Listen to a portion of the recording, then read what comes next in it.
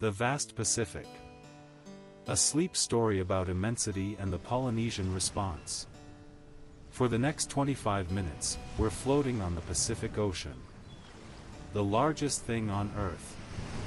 So vast it contains its own weather systems. So deep that mountains taller than Everest hide beneath its surface. And we're following the people who looked at this immensity and said, "We will cross it." Lower your volume. Close your eyes. Let the vastness carry you to sleep. Let's begin with your breath. Close your eyes if you haven't already. Let your body sink down. Into the bed. Into stillness. Into the deep rest that waits beneath wakefulness. Breathe with me. In through your nose. Slowly. Like drawing in the salt air above an endless ocean. Hold for just a moment. And out. Through your mouth. Long and slow. Like a wave retreating from shore. Again. In. Drawing breath from the vast sky above the vast sea. Hold. Suspended between in and out, like a canoe between water and air. And out. Releasing everything to the deep. One more time. In. The breath of the ocean. Hold. The stillness of deep water.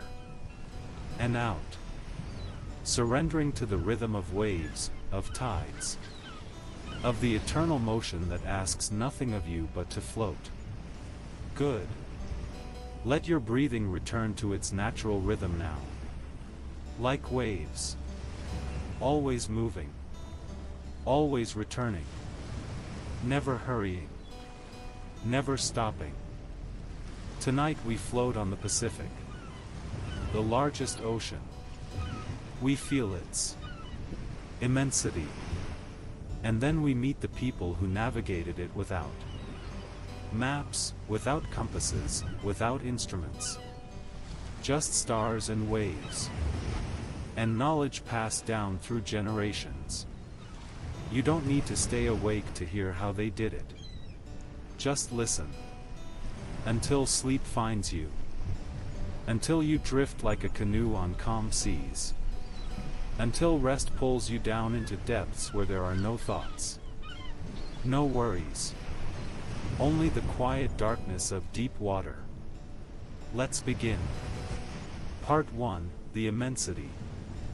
The largest thing on Earth. Imagine you are floating.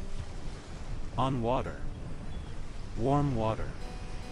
Tropical water. The Pacific Ocean. You cannot see land. Not in any direction. You turn your head north. Water. East.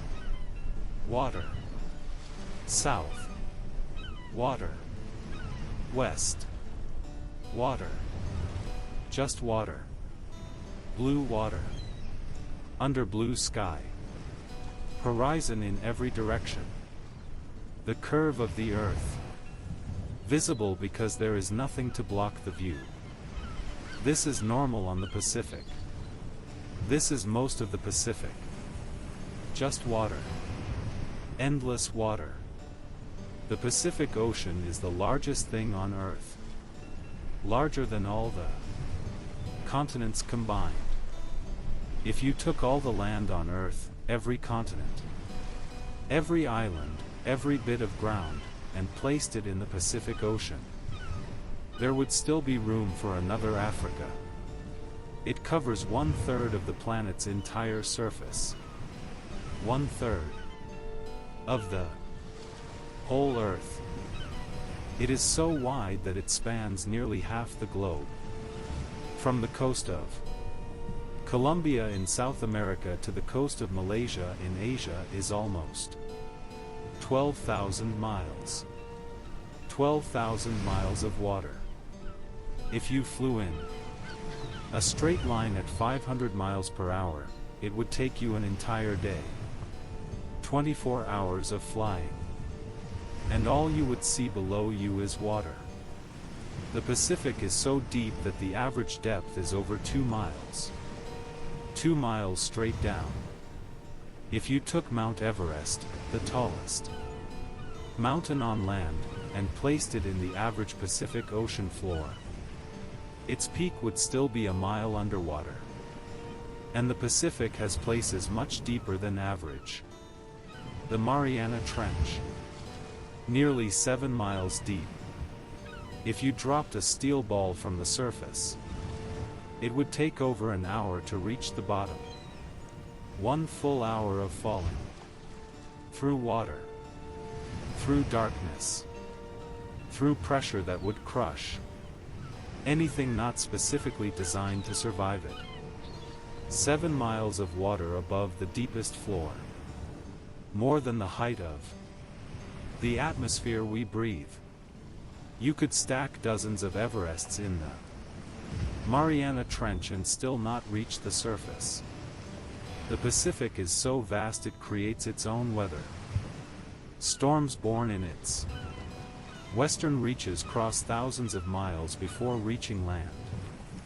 Typhoons, hurricanes, cyclones. They gather strength from the warm water, spin across empty ocean for weeks, finally making landfall as forces of nature that can erase cities. The Pacific is so large that it contains more water than all other oceans combined. Atlantic, Indian, Arctic, Southern. All of them together don't equal the Pacific. It is the ocean. The original ocean. The first ocean. When Magellan's ships crossed it in 1521, he named it Pacific, meaning peaceful, because by luck he encountered calm seas. But the name is deceptive. The Pacific is many things. Peaceful is only occasionally one of them. Imagine you are still floating on this water. Small. Infinitely small. A speck on a blue infinity. The water extends in all directions further than you could swim in a lifetime. Further than you could see if your eyes were 1,000 times sharper. The horizon curves away from you in a perfect circle. You are at the center of a circle that extends for thousands of miles. How does it feel? This smallness? This insignificance? For most of human history, this immensity was a barrier. Europeans saw the Pacific and treated it as the edge of the world. An emptiness. A void. Something to avoid. They sailed its edges, hugged its coasts. Never ventured far from land. Because the Pacific is terrifying. To be on the open Pacific is to be more alone than almost anywhere else on Earth. There is no rescue. No harbor. No shore to swim to. Just you and the water and the sky and the distance. If your ship sinks, you float. If you're lucky, you float for hours. Maybe days. But eventually the water wins. The Pacific has no mercy. It is too vast for mercy. Mercy requires awareness. The Pacific is not aware of you. You are nothing to it. A bubble of air in infinite water. This is the immensity. This is what the Pacific is. The largest thing. The deepest thing. The most powerful thing. Indifferent to humanity. Indifferent to life. Just water. Just vastness. Just the curve of the earth and the weight of miles. And now imagine, you are not on a ship. You are on a canoe. A double. Hulled canoe. Made of wood. Lashed together with rope woven from coconut fiber. No motor. No radio. No GPS. Just wood and rope and sail. And your own knowledge. And you are crossing this. Deliberately. Intentionally. Seeking islands you have never seen. That might not exist. That might be 1,000 miles away. Or 2,000. And you have no map. No compass. No instruments. Just the stars.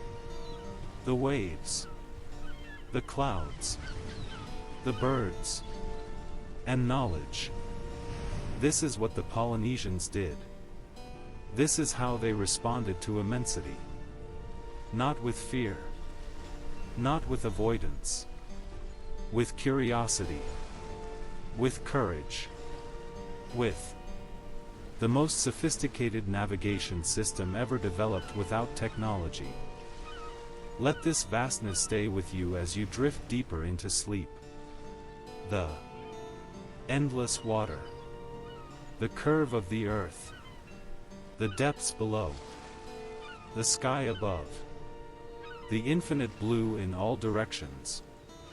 You are small. The ocean is large. This is true. This is okay. Smallness is not weakness. It is simply the truth of being human in a vast universe. Rest now on the Pacific. Floating. Safe. Small but safe. The water holds you. Sleep comes like the tide. Inevitable. Gentle. Deep. Part 2, the Polynesian response. Masters of the empty ocean. The Polynesians looked at the Pacific Ocean and saw something different than Europeans saw. Where Europeans saw emptiness, Polynesians saw paths. Where Europeans saw death, Polynesians saw home. Where Europeans saw the end of the world, Polynesians saw the beginning of possibility. Starting around 1500 BCE, maybe earlier, Polynesian navigators began moving east from Southeast Asia into the Pacific. Not tentatively. Not cautiously hugging coasts. But boldly. Into the open ocean. Seeking islands they had never seen. They traveled in double-hulled canoes. Waikalua in Hawaiian. Vaka in other Polynesian languages. These were not small boats. Some were over 100 feet long. Could carry dozens of people. Plus pigs, chickens, dogs, plants, seeds, everything needed to start a new society. But they had no metal. No compasses. No sextants. No charts. No written language to record routes. Just oral tradition. Just knowledge passed from navigator to student. Just observation and memory and understanding of the ocean so deep it seems like magic to those of us who navigate with GPS. How did they do it? They read the stars. Every navigator memorized the positions of hundreds of stars. Not just where they were, but where they rose, where they set, how they moved through the night sky. They knew that certain stars rise directly over certain islands. Arcturus over Hawaii.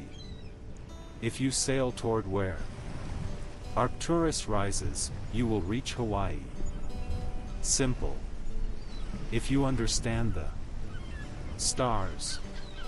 But stars only work at night. and only on clear nights. What about daytime? What about clouds? They read the waves. The Pacific is not flat. It seems flat. But there are swells. Long, low waves that travel across the ocean. Different swells from different directions. Trade wind swells from the east. Equatorial countercurrent. Swells from the west. Storm swells from distant weather systems. Polynesian navigators could lie in their canoes and feel the swells. Feel how they interacted. Where they came from. Where they were going. An island disrupts swells. Creates patterns. A navigator feeling the swells could detect an island 100 miles away. Beyond the horizon. Invisible. But there. The waves said so. They read the clouds. Clouds form differently over water than over land. Over open ocean. Clouds are smooth, flat-bottomed, uniform. Over islands, clouds are taller, more turbulent. Warm land creates updrafts. Moisture condenses. Clouds pile up. A navigator could see these cloud formations from 50 miles away and know land ahead. And certain clouds glow green on their undersides. Reflected light from lagoons. Shallow turquoise water reflects up, tints the clouds. A navigator seeing green-tinted clouds knows, atoll ahead. Land surrounded by shallow water. Landfall soon. They read the birds. Certain seabirds never stray far from land. Terns, noddies, frigate birds. In morning they fly out to sea to feed. In evening they return to land. A navigator seeing these birds in the morning knows, sail the opposite direction, you will find land. Seeing them in evening, follow them.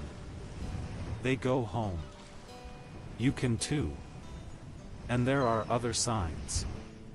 The color of water changes near land. Shallow water is lighter. Deep water is darker. Flotsam accumulates in certain patterns. Driftwood, seaweed, debris. These patterns point toward currents. Currents flow around islands. All of this knowledge. All of these signs. Memorized. Passed down through generations. Navigator to student. Elder to child. Oral tradition so precise that they could navigate thousands of miles without ever writing anything down. The star compass. The wave patterns. The cloud signs. The bird behavior. All of it together formed a navigation system more sophisticated than anything Europeans had until the 18th century. And they used this knowledge to settle the entire Pacific. Every inhabitable island. From Hawaii in the north to New Zealand in the south. From Easter Island in the east to Samoa in the west. Thousands of islands. Scattered across millions of square miles. All found. All settled. All connected by navigation routes memorized and maintained for generations. This was not accident. Not luck. Not drifting on currents and hoping for the best. This was intentional exploration. Deliberate colonization. Sophisticated seafaring that required courage, yes, but more than courage. Required knowledge. Skill. understanding of the ocean so deep. It became instinct. Think about what this means. A Polynesian navigator from Tahiti could sail to Hawaii, 2,500 miles away, and arrive within a few miles of where he intended, without instruments, without charts, just stars and waves and clouds and birds and memory and skill passed down through generations. Europeans with compasses and charts and centuries of sailing tradition struggled to do the same, often failed, got lost, died. But Polynesians did it routinely, generationally, successfully. Why? Because they didn't see the Pacific as empty. They saw it as full of signs, full of information, full of paths. The ocean was not void. The ocean was home. The ocean spoke to those who knew how to listen. When Europeans looked at the Pacific, they saw absence. Absence of land. Absence of safety. Absence of resources. Emptiness. When Polynesians looked at the Pacific, they saw presence. Presence of stars showing the way. Presence of waves telling stories. Presence of birds leading home. Presence of knowledge accumulated over centuries. Fullness. This is the Polynesian response to immensity. Not denial. Not avoidance. Not fear. Acceptance. Understanding. Mastery. Yes, the ocean is vast. Yes, you are small. These are facts. But facts can be worked with. The ocean is vast, but it follows patterns. You are small, but you can learn. Smallness is not helplessness.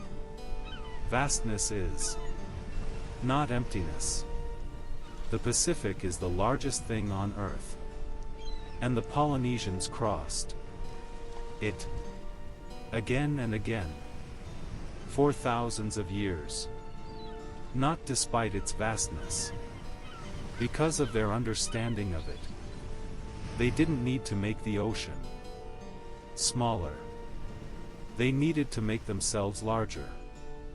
Not in body. In knowledge. In skill. In wisdom about how the ocean works. And they did. They became large enough to navigate the largest thing. They became skilled enough to read an ocean that seems unreadable.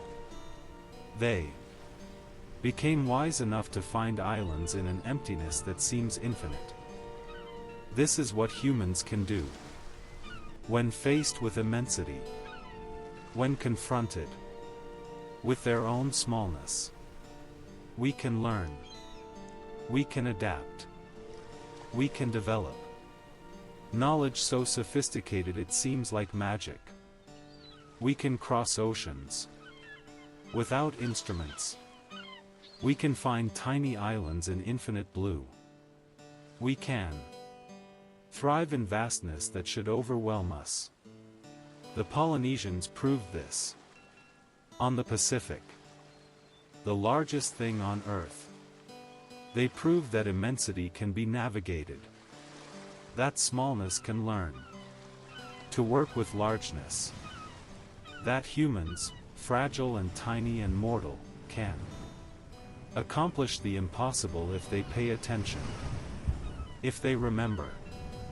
If they pass knowledge down. If they respect the vastness while refusing to be defeated by it. Let this knowledge stay with you as you drift into deepest sleep. You are small. The universe is vast. This is true. But smallness is not weakness. Smallness can learn, can adapt, can navigate immensity with enough wisdom and skill and courage. The Polynesians did it. On the Pacific. You do it every day. On the ocean of existence. We are all navigating vastness with imperfect knowledge. We are all small in an infinite universe. But we float. We learn. We find our way. Rest now on the Pacific. The canoe holds you. The stars guide you. The waves tell their stories. You are small, but you are held. You are insignificant, but you are here. You float on vastness, and vastness carries you. Sleep comes like landfall after a long journey. Inevitable. Welcome. Deep. And so our journey on the Pacific ends. 25 minutes floating on. The largest thing on Earth. Feeling its vastness. Its indifference. Its beauty. Its terror. Its possibility. We felt what it means to be small. To float on water that extends further than we could swim in a lifetime. Deeper than we could dive in 1,000 attempts. Larger than we could comprehend even if we spent years trying. The Pacific is 64 million square miles. Contains 714 million cubic kilometers of water. Has depths of nearly 7 miles. These numbers mean nothing. They are too large. Our brains cannot hold them. We can only feel the truth they point to. We are small and the ocean is large. But we also met the Polynesians, who looked at this same vastness, this same indifferent immensity, and responded not with fear but with curiosity, not with avoidance but with engagement, not with denial but with understanding. They learned to read the stars, to feel the waves, to watch the clouds, to follow the birds. They developed knowledge so deep it seems supernatural. They crossed thousands of miles of empty ocean and found islands no one knew existed. They did this again and again for generations, for thousands of years. They proved that immensity can be navigated. That smallness is not helplessness. That humans can learn to work with vastness instead of being crushed by it. Tonight, as you drift into sleep, you float on the same ocean they navigated. The same stars shine above you that guided them. The same waves roll beneath you that told them stories. The same immensity that could have defeated them holds you gently as you rest. You are small. The universe is vast. These facts remain. But the Polynesians taught us that facts can be navigated. That smallness can develop wisdom. That vastness can be understood enough to cross it. Sleep now on the Pacific. The largest thing. The deepest thing. The most indifferent thing. But also the thing that carries you. That holds you. That brings you safely from one shore to another if you know how to read it. The canoe rocks gently. The stars will overhead. The waves whisper their eternal stories. You are small but you float. You are temporary. But you are here. You are insignificant in the cosmic sense, but significant in this moment. Now. Floating. Resting. Drifting into sleep. The Pacific asks nothing of you. Promises nothing. Threatens nothing. It simply is. Vast and deep and eternal. And you float on it. Small. And brief and precious. This is enough. This has always been enough. Good night from the Pacific. From the Polynesian navigators who crossed it. From the stars that guided them.